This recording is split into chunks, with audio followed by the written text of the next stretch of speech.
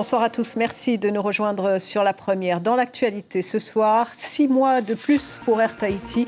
La convention signée entre le pays et la compagnie domestique permettra la desserte de 34 lignes déficitaires sur le premier semestre 2021, 32 au Tuamotu, Gambier et Austral et 2 aux Marquises. À la clé, une nouvelle subvention de 450 millions de francs. À 2 jours du réveillon du Nouvel An, la tension monte dans le conflit au sein des enseignes Carrefour. Aujourd'hui, les grévistes bloquaient les entrées aux véhicules et aux fournisseurs des 4 hypermarchés de Tahiti. Un mouvement particulièrement suivi à Taravao. Comment réinstaurer le dialogue social? Nous poserons la question au président du MEDEF Polynésie. Frédéric Doc souhaite moderniser ce dialogue. Il est notre invité ce soir. Après le décès de 3 soldats français au Mali, dont le Polynésien Taneri Maori, focus sur l'opération Barkhane. La France a perdu 47 hommes depuis le début de l'intervention au Sahel en 2013. Le chef de l'État pourrait réduire prochainement le nombre de soldats engagés. Et puis les citrons se sont fait rares ces dernières semaines, en cause une baisse de production due à une maladie qui touche les arbres fruitiers. Aujourd'hui très demandé durant les fêtes, le citron revient sur le marché, mais à quel prix? On voit cela dans un instant. Une nouvelle convention entre le pays et Air Tahiti a été signée hier, comme l'ont révélé nos confrères de Tahiti Info. Objectif, reconduire pour 6 mois la desserte des 34 destinations déficitaires. Le gouvernement souhaite maintenir la desserte des archipels, mais aussi relancer l'appel d'offres de la délégation de services publics. Les explications de Suliane Favnek avec Teiva Ribé. Les dessertes des archipels sauvés encore pour 6 mois. Le prix de ce sauvetage, 450 millions de francs versés par le pays à la compagnie Air Tahiti. On ne peut pas penser qu'on va se retrouver pendant 6 mois en 2021 sans que les populations des îles ne puissent voyager, venir sur l'île de Tahiti et vice-versa. On ne laisse pas Air Tahiti seul à prendre en charge le déficit de ces destinations en désenclavement. Donc on apporte, ça va faire 900 millions de francs d'apporter sur une année. Wapou est l'une des dessertes les plus enclavées aujourd'hui. Alors cette annonce satisfait, mais ne rassure pas complètement. Un sentiment de satisfaction, mais quand même dans l'inquiétude, tout en sachant que pendant les dernières semaines, avec les pannes successives du tunnel, ça ne rassure pas la population. C'est beaucoup d'interrogations pour ne pas dire que est-ce que ça va marcher pour les 6 prochains mois de là. Cette convention doit permettre de relancer l'appel d'offres pour la délégation du service public et de remodeler le cahier des charges. Car la véritable question est que va-t-il se passer après les 6 mois? Avec un déficit de 3 milliards de francs suite à la crise Covid, comment Air Tahiti pourra assurer ses liaisons? Nous ne sommes pas entendus et Air Tahiti a fait une proposition totalement en décalage avec le cahier des charges. Notre souhait, c'est que Air Tahiti puisse se mouvoir dans un cadre qui sera ensuite soumis au travers de l'appel d'offres et que ce cadre soit, je dirais, un peu plus en mouvance avec une réalité économique qui existe aujourd'hui.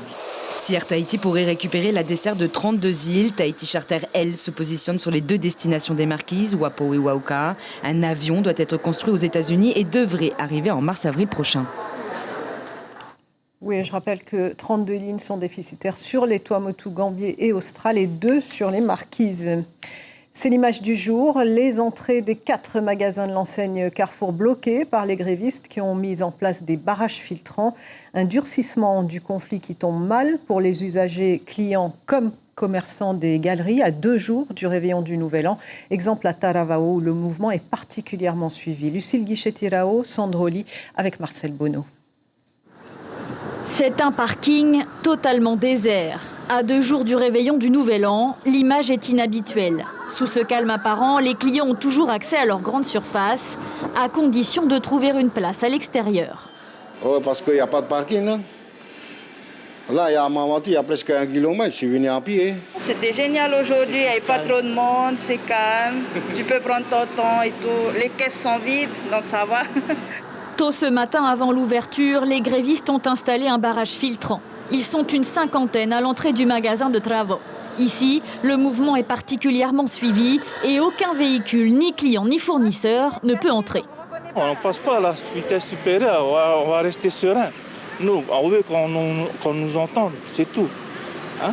Pour ça, on s'est mis d'accord là aujourd'hui. C'est un peu navrant pour nous, hein, qu'on ne nous écoute pas. Mais on est confiant qu'on est unis, nous les 4 Carrefour. C'est ça notre force. Autour de la grande surface, dans la galerie marchande, les autres commerces voient leur clientèle disparaître. Dans ce magasin de sport, les allées restent vides. Il n'y a plus personne, donc d'un côté ça nous permet de ranger aussi, mais bon, pour les clients, il n'y a personne. D'habitude, c'est pas comme ça ? Non, pas comme ça. C'est toujours animé, il y a du monde qui passe, qui vient dans le magasin. Dans les 3 autres magasins Carrefour, les parkings restent accessibles aux véhicules de la clientèle. Les négociations entre syndicats et direction se poursuivent. Oui, à noter que tous les recours concernant ce conflit qui devaient être examinés aujourd'hui en référé seront étudiés par le tribunal demain.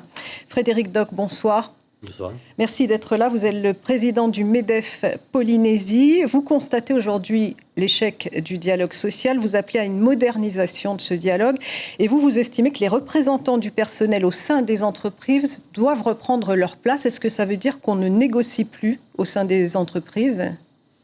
Alors d'abord dire toute la tristesse que je ressens à voir qu'une fois de plus, un désaccord entre salariés et chefs d'entreprise se termine dans une grève. La grève, c'est définitivement l'option la plus mauvaise. C'est le dernier recours pour vous ? C'est pire que le dernier recours, c'est le recours perdant-perdant. Perdant parce que d'un côté, on a des grévistes qui sont souvent et toujours des pères ou des mères de famille qui ne vont pas être payés pour le temps qu'ils ont passé en grève, et de l'autre côté, des chefs d'entreprise qui vont décompter les pertes. Et donc, de toute façon, le scénario, il est perdant. Et cette méthode-là, on considère au MEDEF que c'est une méthode d'un autre temps. Il va donc falloir changer, effectivement, les conditions de la discussion, de la négociation au sein des entreprises. Alors, comment est-ce que vous pouvez vous y prendre pour changer cela ? Vous pouvez réformer les choses ? Alors, déjà, c'est le vœu, il faut le rappeler, du président du pays qui, dans son discours du 3 décembre dernier, a appelé à la modernisation du Code du travail. A appelé la modernisation du Code du travail. Pourquoi ? Parce que son objectif, comme l'objectif de toute la Polynésie, c'est la création d'emplois. Et tant qu'on n'aura pas rendu notre cadre social, notre Polynésie davantage attractive, eh ben, il sera difficile, effectivement, de trouver une stabilité dans l'embauche de nos gens, de nos jeunes surtout, et de pouvoir instaurer, effectivement, à ce moment-là, un équilibre normal des choses. Alors, on constate que la direction du travail est plutôt discrète, voire inexistante dans ce type de conflit. Est-ce que c'est normal ? Non, c'est pas normal, et ça fait partie des réflexions, ça fait partie, effectivement, de cette modernisation. C'est de redéfinir, ou en tout cas se mettre d'accord sur les missions, sur les compétences et surtout sur les moyens de la direction du travail. Effectivement, il a un rôle d'arbitre, il a un rôle de régulateur et il a un rôle de contrôleur, c'est-à-dire la direction du travail doit intervenir avant le conflit. Est-ce qu'ils ont les moyens de le faire ? Est-ce qu'ils ont les idées effectivement claires sur le sujet ? J'en suis pas certain. Quand les syndicalistes demandent le paiement des jours de grève, qu'est-ce que vous en pensez, vous ? Là-dessus, il n'y a pas de sujet, quoi. Le paiement des jours de grève, c'est quelque chose qui n'est pas possible. C'est pas possible pour des raisons juridiques, c'est pas possible pour des raisons économiques et surtout pas pour des raisons morales. Parce que payer quelqu'un qui n'a pas travaillé, c'est expliquer à celui qui travaille qu'il est payé sans raison. Et c'est pas ce qu'on apprend à nos enfants. Et c'est la valeur travail qui est en jeu. La valeur travail, c'est je travaille, je suis payé. Je travaille pas, je ne le suis pas. Là, en l'occurrence, ils avaient proposé de prendre sur les congés acquis. C'est pas un compromis qui peut se négocier, ça, justement ? Les congés, ils sont acquis. Donc là-dessus, c'est pas à moi d'en juger. Je dis juste que de payer quelqu'un qui n'a pas travaillé, c'est ne pas respecter celui qui travaille. Alors aujourd'hui, le bilan de l'emploi est plutôt catastrophique en Polynésie, avec plus de 2000 pertes d'emplois en 10 ans, c'est bien cela ? Voilà, c'est beaucoup plus. En fait, en 10 ans, on a détruit davantage d'emplois qu'on a réussi à en créer. On était dans les années 2008-2009, donc juste au début de la crise financière, on était à presque 70 000 emplois. À fin 2019, malgré la croissance, puisqu'on avait une croissance, on était autour de 65 000. Il faut rajouter à ça 1500 jeunes qui arrivent sur le marché du travail tous les ans, c'est-à-dire aujourd'hui notre déficit d'emploi à fin 2019, et je ne parle pas des emplois, des milliers d'emplois qu'on a perdus en 2020 à cause de la crise du Covid, notre déficit d'emploi, il est entre 15 000 et 20 000 emplois. C'est une catastrophe pour nos jeunesses, c'est une catastrophe pour les familles, c'est une catastrophe pour le système de santé. Merci beaucoup Frédéric Doc. Je rappelle que vous êtes le président du MEDEF, bien déterminé à faire bouger les lignes. C'est le cas. Nous vous l'annoncions hier, 3 soldats français ont été tués en opération au Mali, dans la région de Hombori. Parmi les victimes, le brigadier-chef Taneri Maori, un enfant du Fénois. La France a perdu 47 soldats depuis le début de l'intervention au Sahel en 2013. Aujourd'hui, focus sur la mission Barkhane avec nos confrères de France 2. Ils avaient 23, 28 et 21 ans. Dorian Issakanian, à gauche, était tireur d'élite. Taneri Maori, au centre, adjoint chef de patrouille. Et Quentin Pochet pilotait le véhicule blindé léger. Ils se déplaçaient en convoi dans cette région. Une mission d'escorte pour ces jeunes militaires issus du 1er régiment de chasseurs. La région où ils opéraient se situe dans la zone dite des 3 frontières entre le Mali, le Burkina Faso et le Niger. Ils sont décédés à Hombori quand leur véhicule a sauté sur une mine. Ces engins explosifs improvisés sont réalisés par des artificiers, des groupes armés terroristes. Et ce sont des engins et des dispositifs particulièrement pernicieux puisqu'ils tuent et blessent indistinctement, que ce soit la force Barkhane, les forces armées maliennes, partenaires, mais également les civils qui paient un lourd tribut. Les militaires français traquent ici l'ennemi numéro 1 au Sahel, le IGS, l'État islamique au Grand Sahara. Et on rentre. Attention, vous mettez les pieds. Ces derniers mois, des dizaines de djihadistes ont été neutralisés. Ici, les soldats ont récupéré de nombreuses motos utilisées par les combattants pour mener des attaques furtives mais meurtrières. La France a perdu 47 hommes depuis le début de l'intervention au Sahel en 2013. Aujourd'hui, l'opération Barkhane compte 5100 militaires français. Elle s'étend sur 5 pays de la Mauritanie au Tchad. Le chef de l'État pourrait, dans les prochaines semaines, réduire de plusieurs centaines le nombre de soldats engagés. Une opération soutenue par la majorité des partis politiques, mais critiquée notamment par la France insoumise, qui demande à nouveau un débat au Parlement sur la présence française au Mali. Et la dépouille du brigadier-chef Taneri Maori sera rapatriée prochainement en Polynésie après une cérémonie officielle présidée par le président Macron. Vous l'avez sans doute constaté ces dernières semaines, les citrons se faisaient plus rares sur les étals. En cause, une maladie qui a fortement pénalisé la production. Aujourd'hui, même si la pénurie semble derrière nous, le prix de cet aliment très demandé en période de fête reste élevé. Stéphane Rattino, Marcel Bonneau. Des fruits en veux-tu en voilà par milliers, mais au milieu de cette abondance, vraiment un tout petit espace, en ces temps de fête de fin d'année, un citron nommé Désir. C'est vrai, c'est vrai. C'est pas donné, mais comme ils sont bons, grâce à ma, et voilà. David, c'est pas trop difficile de trouver des citrons en ce moment, c'est galère non un peu? Oui, c'est un peu galère en ce moment-là, mais ça va, on arrive à trouver du citron. La raison de cette pression sur le marché du citron nous oblige à prendre de la hauteur. Nous voici sur les monts de Moréa, un chemin enchanteur, mais dont les arbres aujourd'hui laissent un goût amer.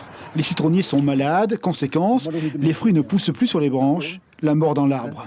Il y avait 300-400 pieds ici et en bas. Et bon, on n'a plus rien. Enfin, il me reste encore quelques-uns, mais bon, ils vont tous mourir. On va peut-être de renouveler et laisser les terrains aux achats.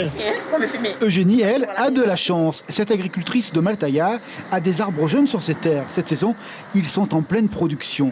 Des fruits bien ronds et d'un vert tendre engageant. D'ailleurs, ils sont les vedettes du stand. Mes anciens pieds de citron sont tous malades. Et là, j'ai une quarantaine de pieds de citron, de nouveaux pieds. Et donc, tu as pas mal de citrons. Voilà, j'ai assez de citrons pour vendre sur mon marché. La course au citron, comme on dirait la course à l'échalote, est une réalité commerciale du moment. Les consommateurs en demandent aujourd'hui fortement. Hier, ce stand d'Outoumoro a été livré. Ce matin, les comptes sont vite faits. J'ai reçu 71 kilos. Et aujourd'hui, tu as déjà beaucoup vendu? Oui, sur 90 barquettes, il ne me reste que ça. Seulement ça? Ça veut dire que les gens, ils en demandent? Ah oui, oui, beaucoup même. Beaucoup. Pourquoi? C'est comme il y a les jours des fêtes qui arrivent. C'est normal, on mange les huîtres. Hein? Pareil à une moitié d'orange, un citron vraiment nommé désir. Pour passer d'une année à l'autre, il est un zeste d'amour que l'on s'arrache. Sans transition, la pratique de l'apnée et ses dangers, c'est le thème d'une conférence donnée à Rangiroa par Frédéric Lemaître. Cet enseignant-chercheur spécialiste en physiologie de l'apnée est en Polynésie pour étudier les effets du manque d'oxygène des apnéistes. Au Tuamotu, il a rencontré Mana Mauri, fondateur de l'association de pêche sous-marine Manaora, qui nous explique ses recommandations au micro de Bélène Ferro. Heureusement, on était à deux. Avec un binôme, et c'est lui qui m'a récupéré. En fait, et comme ce binôme-là, il a un bon niveau, du coup, j'ai un peu exagéré en profondeur, quoi. Je suis un peu descendu. On va dire dans les 40 mètres. Et voilà. Comme je me sens bien quand il y a un bon binôme. S'il ne descend pas à ma profondeur, je ne peux pas aller avec lui. Pas besoin d'aller profond. 20 mètres, c'est suffisant. Même 15 mètres, c'est carrément suffisant. Il y a du poisson à cette profondeur-là. Après, pour le fun, ton niveau, si tu descends tout petit peu plus profond, c'est un plaisir aussi, mais bon, c'est risqué aussi. La retraite, une période propice à la reconversion, surtout si elle est vécue à Moorea. C'est le cas d'Alexandre Hawariki, retraité de la police nationale. Sur l'île Sœur, il mène une vie de pêcheur qu'il n'échangerait pour rien au monde. Jeanne Fanariotis, Gilles Taoutou. Voyenne, ici le temps est comme suspendu. Avant d'être le bienheureux qu'il est aujourd'hui, Alexandre a sillonné les rues de la capitale qu'il garde désormais à bonne distance de son nouveau chez lui. Un havre de paix pour le gardien de la paix qu'il était autrefois. Le retraité de la police municipale de Papeete coule ici des jours heureux sur son embarcation transformée en porte-nasse d'un nouveau genre. C'est un modèle qu'un copain du quartier qui m'a fait montrer. Et donc, armature en fer tord de 8 mm. Et avec le plastique, donc le grillage plastifié. Là, le piège... L'ouverture, j'ai fait avec le pot de fleurs, bon, entrée. Et là, tu plonges la cage dans l'eau? Dans l'eau. Donc, c'est-à-dire qu'il faut mettre donc, les appâts au fond. 4 ans qu'il s'essaye à la technique et cela lui convient. Chaque soir, le rituel est le même. Il embarque piège, appât et rame jusqu'au point d'eau qu'il jugera bon pour pêcher to'au et autres poissons du lagon. Un garde-manger jalousement gardé secret pour ne pas que la quiétude du lieu soit perturbée par des troubles faits. Quand il y a un coin comme ça, et puis il y a ce qu'il faut. Ça, c'est sûr que la vie est belle. Hein? Avec un quotidien rythmé par la marée haute et la marée basse, Alexandre ne voit plus le temps passer comme le commun des mortels. Dire que tout le monde lui envie son mode de vie est un euphémisme, tant il est vrai qu'ici, où que porte le regard, on se perdrait volontiers dans cet espace-temps qui laisse à penser à un avant-goût de paradis sur Terre. Ça, c'est ton petit paradis ici. Hein? Ah oui. Ah, c'est le spot. Hein? En retrait, bien. La belle vie. Ainsi s'achève cette édition dont je vous rappelle la principale information. 6 mois de plus pour Air Tahiti. La convention signée entre le pays et la compagnie domestique permet premier semestre 2021. 32 au Tuamotu Gambier Austral, 2 aux Marquises. À la clé, une nouvelle subvention de 450 millions de francs. La une de la presse demain pour la dépêche, c'est la commune de Mahina qui a 50 projets gravés dans le marbre. Tahiti Info, un réveillon sous haute surveillance. Et c'est la fin de ce journal. Merci de rester fidèle à la première. L'info continue sur Internet et en matinale radio. Je vous retrouve demain soir avec plaisir. Très belle soirée.